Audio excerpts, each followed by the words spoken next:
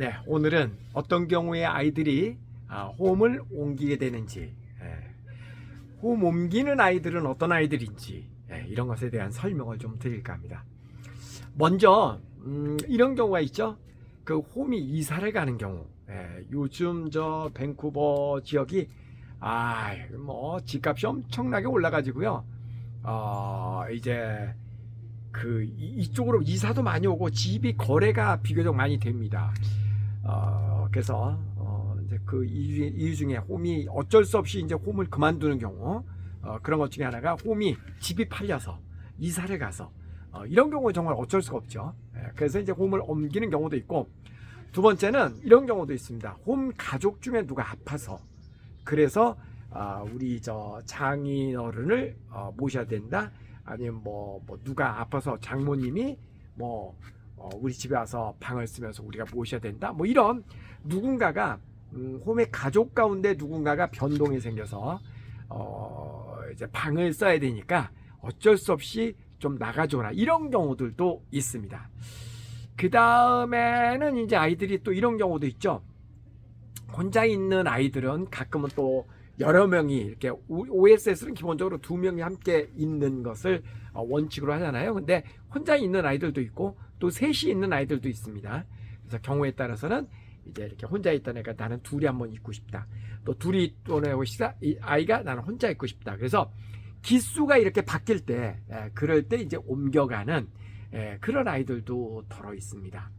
이제 이런 거 외에도 이번에는 옮긴다기보다 부득이하게 옮기는 경우들도 있습니다. 예를 들어서 이제 가장 빈번한 케이스 중에 하나가 홈의 브라더나 시스터, 그러니까 홈 가족들이죠. 또래 그 홈의 아이들하고 다투어서 결국 싸워서 그런 경우 있죠. 이게 아이들이 거의 입양 오는 것처럼 그 집에 이렇게 가족의 일원으로 와서 생활을 하는 거잖아요. 그러니까 아이들이 뭐 사이좋게 지나갔다가 또 싸우기도 하고 뭐 그렇게 합니다.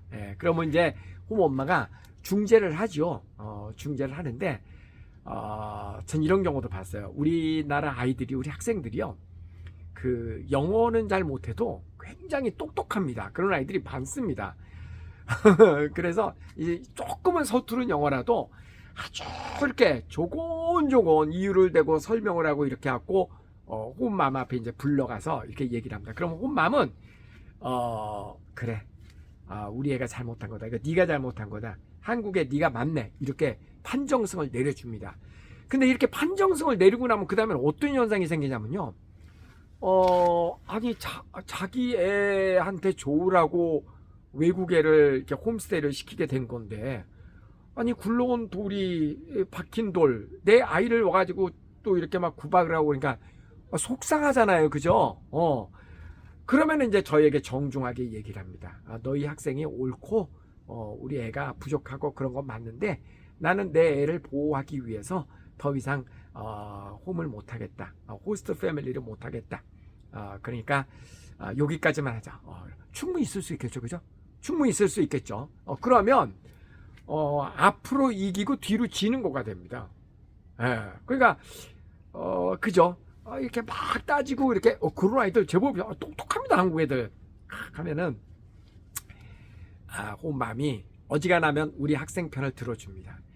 그게 그런 게 있어요. 그죠? 내 애 편을 들어주면은 좀 어른들의 입장에서는 그렇잖아요. 그러니까 들어주지만 속마음은 그런 게 아니죠. 팔이 안으로 굽지 밖으로 굽을 수는 없잖아요. 그죠? 그런 경우가 제법 있습니다. 제법 있습니다.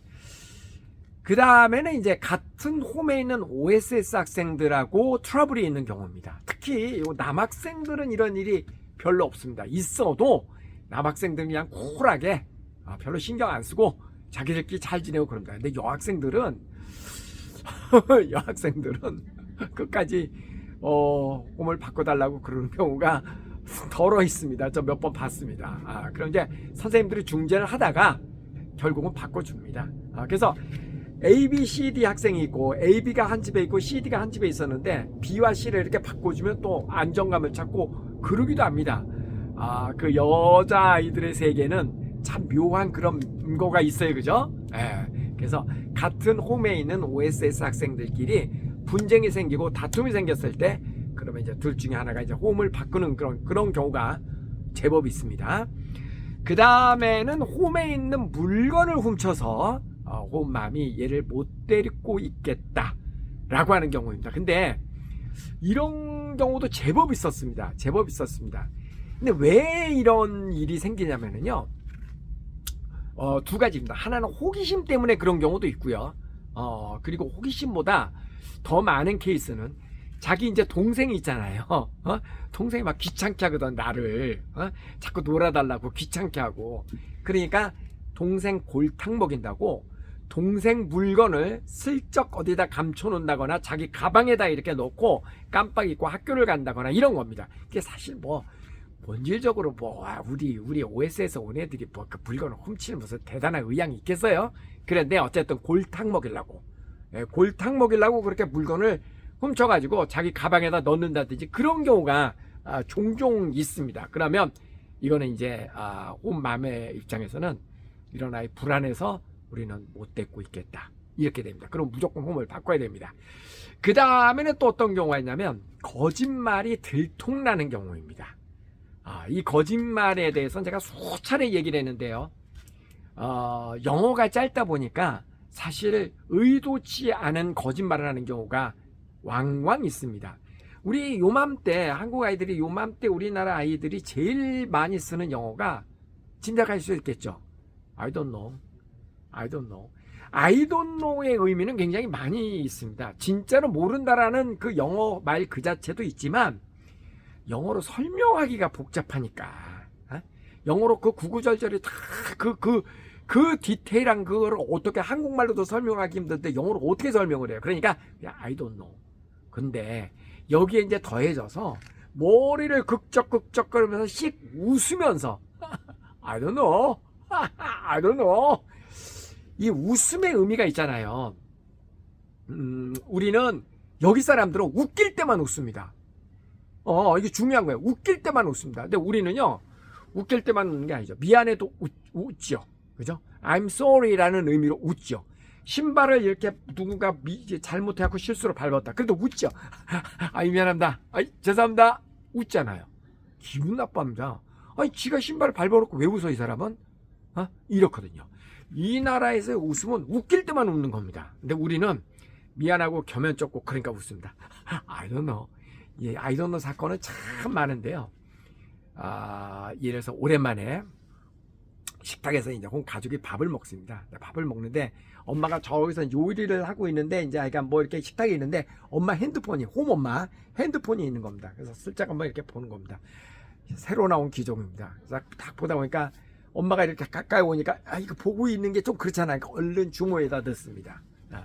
그리고 이거 줘야지 되는데 이거 다시 주머니에다 넣은 거를 주기가 좀 뭐하잖아요, 그죠? 그러니까 물어보죠. 터마, 너 핸드폰 혹시 못 봤니? 그러면 그때 이제 I don't know 이런 겁니다. 이제 걱정되죠.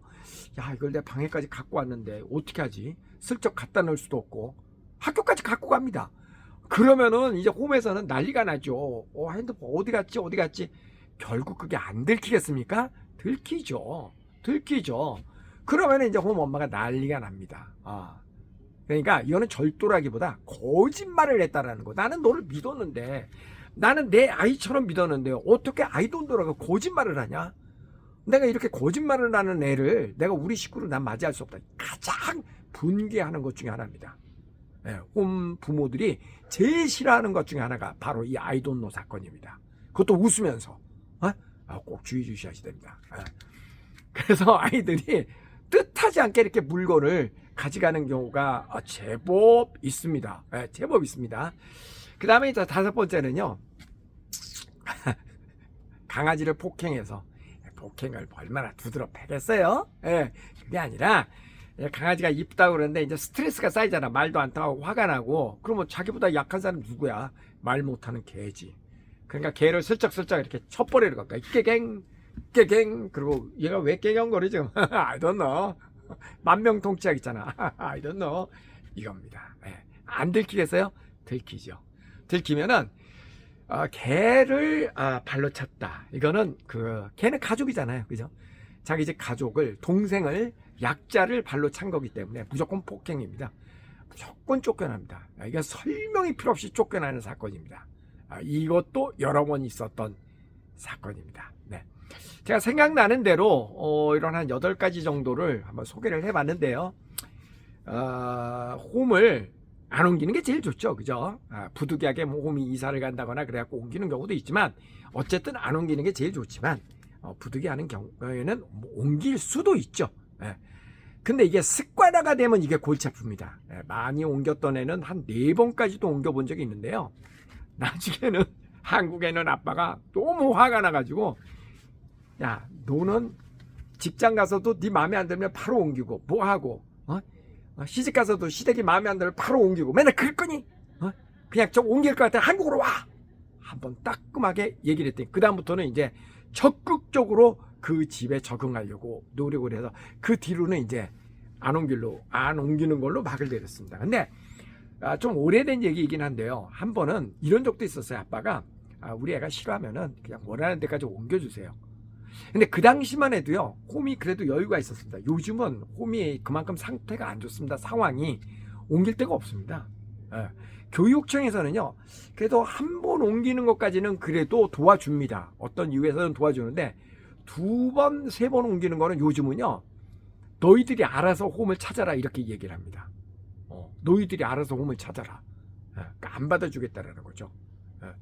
그리고 홈 옮기는 경우도 이런 것도 있어요. 애가 뭐 내가 모르는 약을 먹든다든지 뭐 이런 거 있잖아요. 뭐 그게 대단한 건 아닌데 애가 무슨 약을 먹어야 무슨 뭐 거창한 약을 먹겠어요? 마약을 먹겠어요?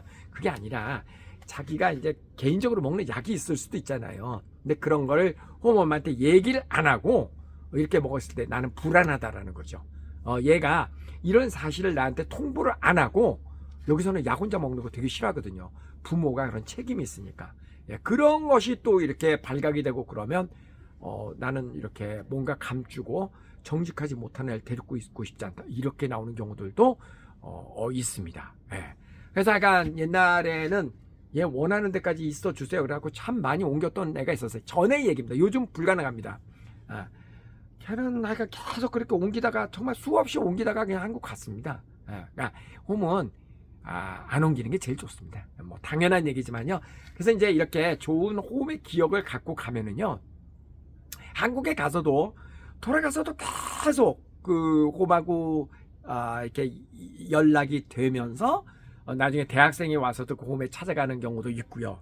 그런 경우도 많이 있죠. 그래서 좋은 인간관계를 이렇게 맺고 사는 거 너무 중요합니다. 예. 그래서 또 저는요 옛날에 그 한 아빠가 그런 적이 있었어요. 홈은 너가 들어가는 홈의 엄마 아빠는 네 엄마 아빠다.